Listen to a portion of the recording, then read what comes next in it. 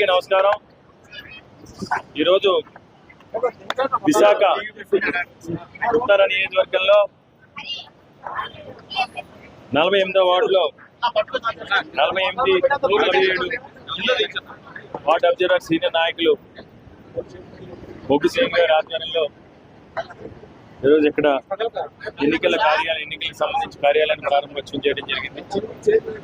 ఈ కార్యాలయం ప్రారంభోత్సవానికి ఏర్పాటు చేసిన బొగ్గు శ్రీని గారికి, మండల అధ్యక్షులు 49వ ward corporator GMC deputy floor leader Allu Shankarrao గారికి, జేసీఎస్ మండల కన్వీనర్ సోదరులు నీల్ రవి గారికి, సీనియర్ నాయకులు అదేవిధంగా జేసీఎస్ మండల కన్వీనర్ వసంత లప్పారావు గారికి, సీనియర్ నాయకులు సత్యనారాయణ రెడ్డి గారికి, రాజాన గంగరాజు గారికి, కళ్యాణ్ శ్రీని గారికి, భూలోక్ గారికి, అదేవిధంగా మహిళా అధ్యక్షురాలు పద్మ గారికి, రమణ గారికి, ఇతర మన కర్రీ రామారెడ్డి గారికి, అందరికీ కూడా పేరు పేరున నా హృదయపూర్వక ధన్యవాదాలు, నమస్కారాలు తెలియజేసుకుంటూ, ముఖ్యంగా 48వ వార్డు వైఎస్ఆర్ కాంగ్రెస్ పార్టీ కుటుంబ సభ్యులందరికీ కూడా ఈరోజు మనందరికీ కూడా రేపు కరెక్ట్గా మనకి 20 రోజులు ఉన్నాయి. ఈ రోజు నుంచి ఎన్నికలు.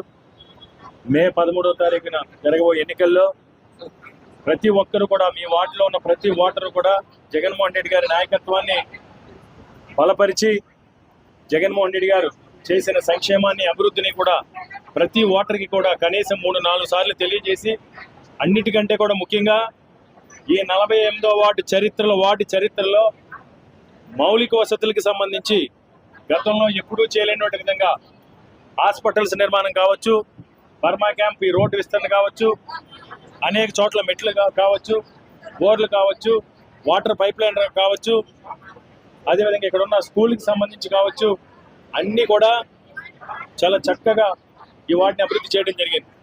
గడిచిన జీవీఎంసీ ఎన్నికల్లో ఇక్కడ YSR Congress party ward corporator గెలవకపోయినా సరే, మేము ఎలాంటి పక్షపాతం కానీ వివక్ష కానీ లేకుండా నిస్వార్థంగా ఈరోజు ఈ వార్డు అభివృద్ధికి పాటుపడ్డాం.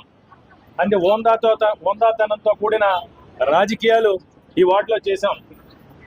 రాజకీయాలు అనేవి ఎన్నికల వరకేని, ఇక్కడ ప్రతిదీ కూడా ఈరోజు ఈ వార్డులో ఒక రోడ్డు వేసినా ఏమేసినా సరే మా మేయర్ గారు, గౌరవ ముఖ్యమంత్రి వైఎస్ జగన్మోహన్ రెడ్డి గారి ఆశీస్సులతో ఈ ప్రాంతాన్ని డెవలప్ చేశాం. కానీ కొంతమంది మేమిచ్చిన ప్రోత్సాహాన్ని, మేము చేసిన సహకారాన్ని, మేము అందించిన సాయాన్ని మర్చి తల్లి పాలు తాగి రొమ్ము గుద్దిన సొంతంగా మేమే చేశామని చంకలు చరుచుకుంటూ ఉన్నారు. ఎవరికో పుట్టిన పిల్లని, ఎవరికో పెట్టిన బిడ్డని నా బిడ్డను సొంతంగా చేసుకుంటా ఉన్నారు. నేను ఒకటే చెప్తూ ఉన్నాను, మేము కనుక ఇక్కడ మా కార్పొరేటర్ కాదు అని మేము కనుక వివక్ష చూపించుంటే, మేము కనుక నిర్లక్ష్యం చేసుంటే ఈ వార్డులో ఇలాంటి మౌలిక వసతులు మీరు కల్పించగలరో లేదో మీ ఆత్మసాక్షికి తెలుసు. కాబట్టి ఆలోచన చేసుకోండి. మేము హోందాతో కూడిన రాజకీయాలు చేస్తాం. ఈరోజు నాపై పోటీ చేస్తున్న బీజేపీ అభ్యర్థి దిగజారుడు రాజకీయాలకు పాల్పడుతూ ఉన్నాడు. 2014 నుంచి 2019 వరకు బీజేపీ శాసనసభ ఫ్లోర్ లీడర్గా ఉండి 1 కోటి రూపాయలు కూడా ఇన్వెస్ట్మెంట్ తేలేని మీరు 1 కోటి రూపాయలు కూడా ఉపాధి అవకాశాల కోసం ఇన్వెస్ట్మెంట్ తీయాలని నేను ఈరోజు మీరు మాట్లాడుతూ ఉన్నారు. నాకు పదవి లేకపోయినా 7 హాస్పిటల్స్ నిర్మాణం చేశాం, 50 కమ్యూనిటీ హాల్స్ నిర్మాణం చేశాం, ప్రతి స్కూల్ని కూడా కార్పొరేట్ పాఠశాలల కంటే ధీటుగా తీర్చిదిద్దాం.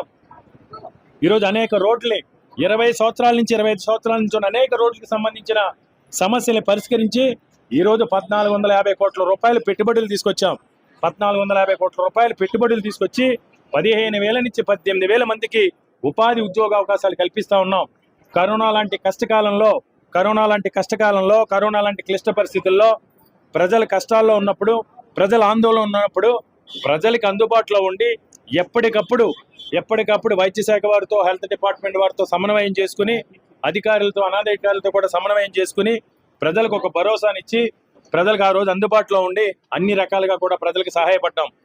ఎల్జీ పాలిమర్స్ లాంటి దుర్ఘటనలు జరిగినప్పుడు, ప్రజల ఆందోళన ఉన్నప్పుడు తెల్లవార్లు కూడా మేము కానీ మా కేడర్ కానీ వారికి అండగా ఉండి వారిలో మనోధైర్యాన్ని నింపే ప్రయత్నం చేస్తున్నాం. అంటే ఇవన్నీ ఎందుకు చెప్తున్నామంటే ఎన్నికలు ఈ రోజు వచ్చినాయి. 2020లో ఎన్నికలు లేవు కదా. మొదటి లాక్డౌన్ వచ్చినప్పుడు 2020 మే 7వ తారీఖున ఎల్జీ పాలిమర్స్ లీక్ అయిన ఎన్నికలు లేవు కదా. అంటే మేము రాజకీయాల్లో ఓట్ల కోసమో సీట్ల కోసమో రాజకీయాల్లోకి రాలేదు. సేవాభావంతో నిస్వార్థంగా ప్రజలకి సేవ చేయాలనే ఉద్దేశంతో ఈరోజు మేము రాజకీయాల్లోకి వచ్చాం. ఏ రోజు కూడా పదవి లేకపోయినా సరే మ్యాక్సిమం మాకున్న సమయాన్ని ప్రజాసేవ కోసం వెచ్చించాం.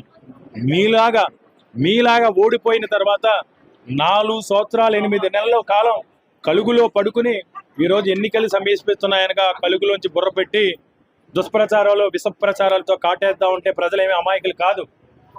మీకు వయసు ఉంది, మీ వయసుకి తగినట్టు మీరు మాట్లాడండి. ఫ్లోర్ లీడర్గా చేశారు శాసనసభలో, దానికి తగిన విధంగా మాట్లాడండి. ఓటమి భయంతో ఒక పిరికి పందల వ్యక్తిగత దోషులకి మా కార్యకర్తల పైన, మా నాయకుల పైన, ఉత్తరాంధ్ర ప్రాంతంలో ఉన్న నిరుద్యోగ యువతి పైకల పైన మీరు ఇలా చేస్తే ప్రజలు చూస్తూ ఊరుకోరు. మా సమన్వయాన్ని మీ అసమర్థత అనుకుంటే మీకంటా మూర్ఖులు ఇంకొకరుండరు. మా సమన్వయాన్ని అసమర్థత అనుకుంటే మీకంటా మూర్ఖులు ఒకరుండరు. మీకు తెలుగుదేశం కార్యకర్తల్ని, జనసేన కార్యకర్తల్ని మీరు 2014 నుంచి 2019 వరకు కూడా ఎంత వివక్ష చూపించారో జనసేన కార్యకర్తల పైన, తెలుగుదేశం కార్యకర్తల పైన, ఏ విధంగా బీజేపీ కార్యకర్తల మీద మీరు దాడులు చేయించారో, ఎంత చులకన చేశారో ఈరోజు తెలుగుదేశం కార్యకర్తలు కానీ జనసేన కార్యకర్తలు కానీ మర్చిపోలేరు. వాళ్ళని మీరు ప్రసన్నం చేసుకోవాలనే ఉద్దేశంతో ఉత్తరాంధ్ర ప్రాంతం కోసం, ఉత్తరాంధ్ర అభివృద్ధి కోసం, విశాఖపట్నం అభివృద్ధి కోసం పోరాడే వాళ్ళందరినీ కూడా మీరు రౌడీలుగా చిత్రీకరించే ప్రయత్నం చేస్తూ ఉన్నారు. ఉత్తరాంధ్ర ప్రాంత అభివృద్ధి చెందాలని ఇక్కడ మీరు మైగ్రేట్ అయిన వచ్చిన వ్యక్తి, మీరు ఎక్కడో పుట్టి ఇక్కడికి మైగ్రేట్ అయిన వచ్చిన వ్యక్తి, ఈ ప్రాంతంలో పుట్టి పెరిగి ఈ ప్రాంతంలో మూలాలున్న అనేక బీసీ వెనకబడిన కులాలు ఉన్నాయి. కాంగ్రెస్ పార్టీ కుటుంబ సభ్యులకు ఈరోజు ఇక వార్డు కార్యాలయాన్ని ప్రారంభించి తన ప్రెమిసెస్ లో పెట్టిన బొగ్గు శ్రీని గారు కానీ, మా శంకరరావు గారు కానీ అందరికీ కూడా పేరు పేరున హృదయపూర్వక ధన్యవాదాలు. జై హింద్.